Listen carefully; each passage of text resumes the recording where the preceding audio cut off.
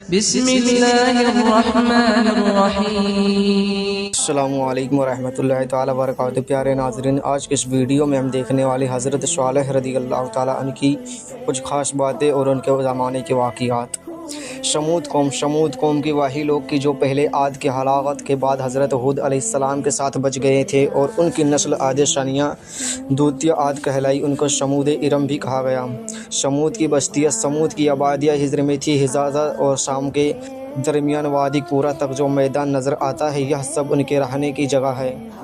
سمود کی بستیاں کے کھنڈر اور نشان آج تک موجود ہیں۔ ان کی خاص بات یہ ہے کہ ان بستیوں میں مکان پہاڑوں کو کاٹ کر بنائے گئے تھے، گویا سمود تعمیرات کے معاملے میں بہت زیادہ ماہر تھے۔ سمود کے زمانے کے مسئلے کے بارے میں کوئی طے شدہ باقاعدہ وقت نہیں بتایا جا سکتا، البتہ یقینی طور پر کہا جا سکتا ہے کہ ان کا زمانہ حضرت ابراہیم علیہ السلام سے پہلے کا زمانہ ہے۔ سمودیوں کا مذہب۔ سمود اپنے بت پرستی پرکھوں کی طرح بت پرستی تھے۔ وہ خدا کے علاوہ بہت سے باطل معبودوں کے پرستار تھے اور شرک میں ڈوبے ہوئے تھے، اس لیے ان کی اللہ کے لیے بھی اور ان پر حق وجہ کرنے کے لیے بھی انہیں کے قبیلے میں سے حضرت صالح علیہ السلام کو نصیحت کرنے والے پیغمبر اور رسول بنا کر بھیجا، تاکہ وہ ان کو سیدھے راستے پر لائے، ان پر وجہ کرے کہ کائنات کا ہر چیز اللہ کے ایک ہونے پر اور اکیلے ہونے پر گواہ ہے، انہیں اللہ کی نعمتوں یاد دلائے اور بتائے کہ پرستش اور عبادت کے لائق ایک اللہ کے علاوہ دوسرا کوئی نہیں۔ قرآن مجید میں آئے قصوں کا مطلب۔ قرآن مجید کی یہ سنت ہے کہ وہ انسانوں کی ہدایت کے لیے پچھلی قوموں کے اور انہیں ہدایت کے راستے پر لگانے کے واقعوں اور حالات بیان کرنے، نصیحتوں اور واعظوں کا سامان جوڑتا ہے، تاکہ یہ معلوم ہو سکے کہ جن امتوں ان کی باتوں پر ان کا انکار کیا اور ان کا مذاق اڑایا اور انہیں جھٹلایا، تو اللہ تعالیٰ نے اپنے سچے رسول کی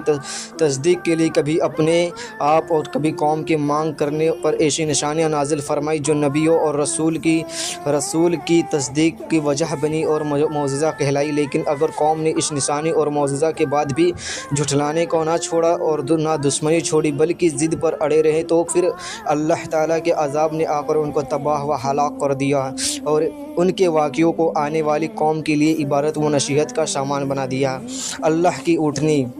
حضرت صالح رضی اللہ علیہ السلام کو ایک بار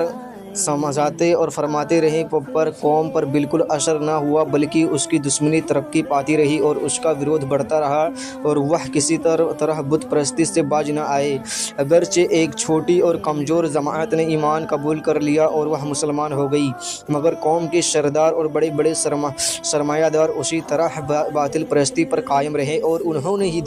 اس ہوئے قسم کی نعمتوں کا شکریہ ادا کرنے کے بجائے ناشکری کا طریقہ اپنا لیا۔ وہ حضرت صالح رضی اللہ تعالیٰ عنہ کا مذاق اڑاتے ہوئے کہا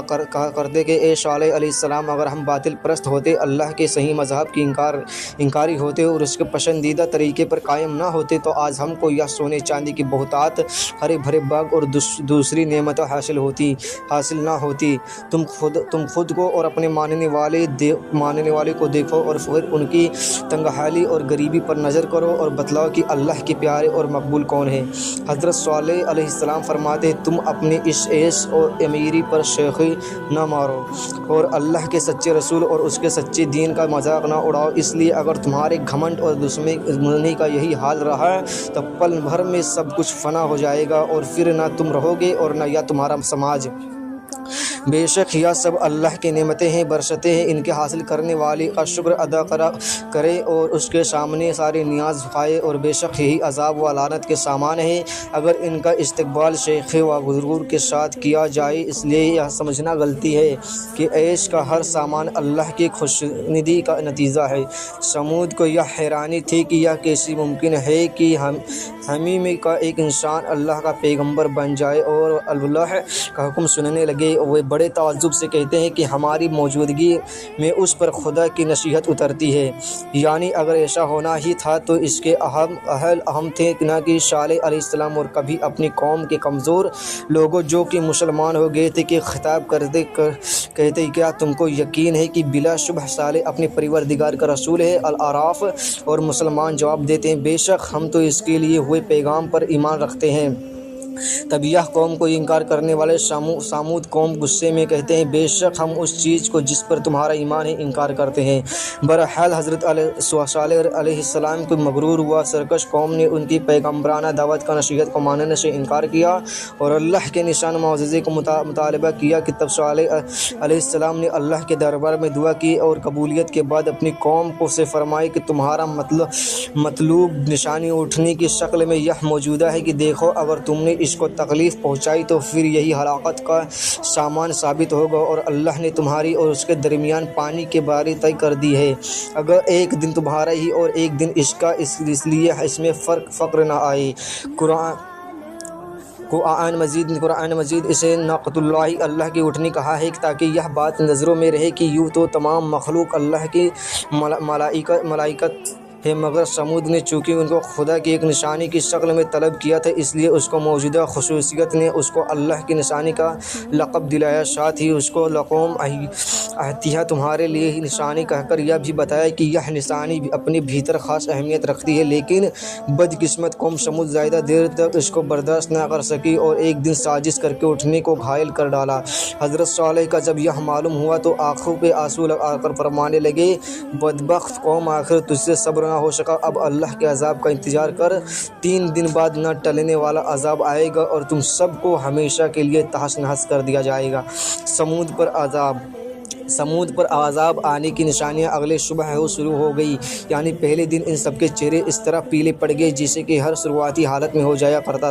ہے، اور دوسرے دن سب کے چہرے لال تھے گویا خوف دہشت کا یہ دوسرا درجہ تھا، اور تیسرے دن ان سب کے چہرے شائع تھے اور اندھیرا چھایا ہوا تھا، یہ خوف و دہشت کا وہ تیسرا درجہ ہے جس کے بعد موت کا درجہ آ جاتا ہے۔ بہرحال ان تینوں دنوں کے بعد وعدے کیے گیا وقت آ پہنچا اور رات کے وقت ایک ہیبت ناک آواز نے ہر آدمی کو اسی حالت میں ہلاک کر دیا جس حالت میں وہ تھا۔ قرآن مجید نے ہلاک کر دینے والی آواز کو کسی جگہ شائقہ کا کڑکدار بجلی اور کسی جگہ رصفہ زلزلہ ڈال دینے والی چیز، کسی جگہ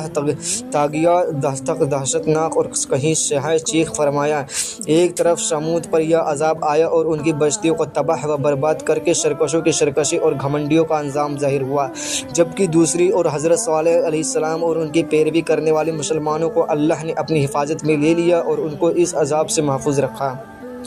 کچھ عبارتیں اللہ کی سنت یہی رہی ہے، مگر اللہ کے اس سنت سے نبی اکرم صلی اللہ تعالیٰ علیہ وسلم کی رسالت کا پیغام الگ ہے، اس لیے کہ آپ نے صاف کہا کہ میں نے اللہ سے دعا مانگی کہ اے وہ میری امت دعوت ہو یا امت اجابت میں عذاب مسلط نہ فرمائے، اور اللہ تعالیٰ نے میری دعا قبول فرما لی۔ قرآن مجید میں اس کی تصدیق اس طرح کی، اے رسول اس حال میں کہ آپ ان میں موجود ہیں اللہ تعالیٰ ان کافروں پر عذاب نہ مسلط کرے گا، لیکن جو قوم اپنے نبی سے اس وعدے پر نشانی طلب کرے کہ اگر ان کا مطلوب نشانی ظاہر ہو گیا تو یہ ضرور ایمان لائیں گے،